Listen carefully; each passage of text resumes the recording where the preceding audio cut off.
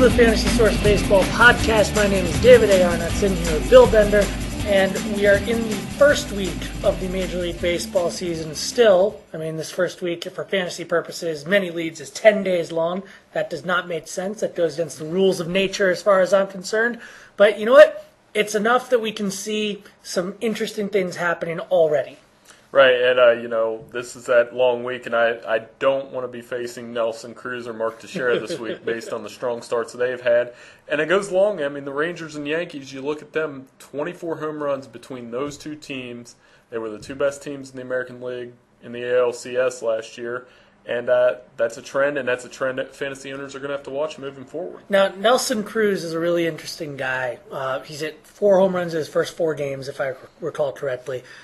He's been a breakout candidate, a monster hitter in fantasy terms and in real life for several years now, really, ever since his days with Milwaukee even. There was a lot of talk about why would Milwaukee give up on him so early, even though he was, I believe, 26 years old, something like that.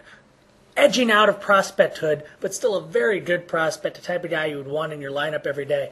Do you think that this portends something even greater than what he did last year, and that's aside from his injury problems? Well, obviously with him, he's been on the disabled list 4 times the last 3 seasons. That's tied among the league for all outfielders. So there's always going to be that caution with owning him. But I think it goes beyond what Nelson Cruz is doing. I'm talking about the Rangers hitting all these home runs.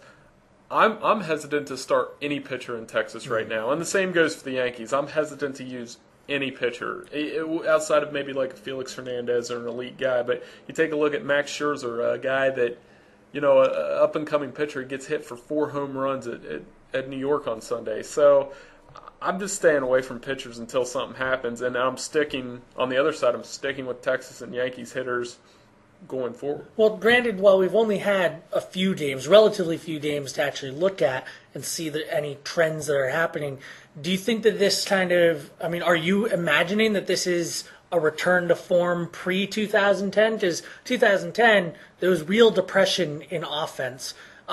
2011, it's not entirely, I would think that, kind of regression towards where everything had been before, you would expect there to be more offense than in 2010, but do you think that are you starting to think that that's going to be a real trend that we're going to see throughout the rest of the year, that offense is back to where it was? I don't think every team, but I'm just talking with Texas and New York. I think that could be the trend.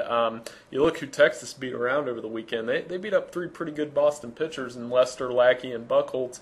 And with New York, I'm playing a guy in a head-to-head league that has 6 Yankees in his lineup, and it's been an absolute nightmare from Swisher.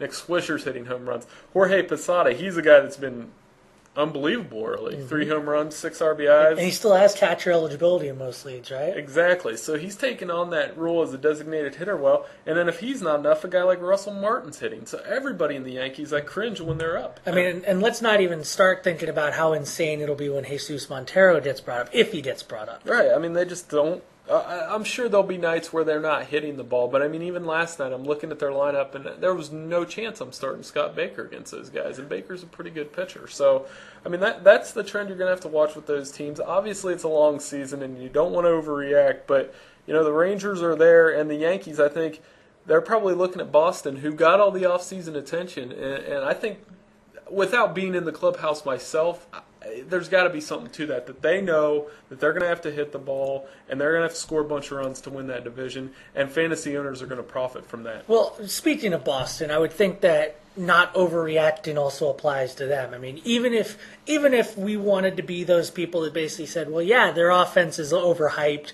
I mean, their entire team might be overhyped, they're still really good. They've still got to be considered one of the top 5 teams in the majors. I mean, even from a fantasy perspective, just anyone that they've got, offense and that starting pitching staff. Well, and the big story right now is Carl Crawford. He got dropped to 7th in the lineup, which I think is ridiculous. They were hitting him behind Jed Lowry. I mean, you didn't pay him all that money to hit him behind Jed Lowry. Come on now. And, owners are Adrian Gonzalez. They're probably going to expect him to hit a home run every time he's up.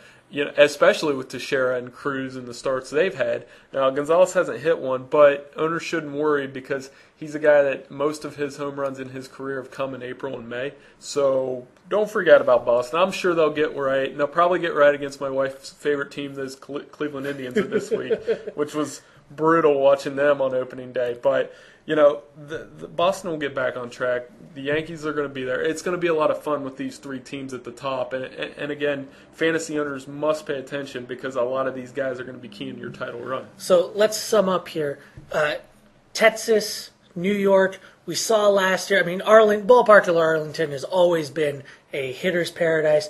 The new Yankee Stadium seems like it's turning out that way, at least for home run production, if not overall run production. At Boston, you're not overreacting right now. Absolutely. That's like I said, don't be careful with pitchers when they go to Texas or New York, and don't overreact with the Red Sox. They didn't pay all that money so they could be a bad team. All right, Bill, thanks for joining us. Thank you.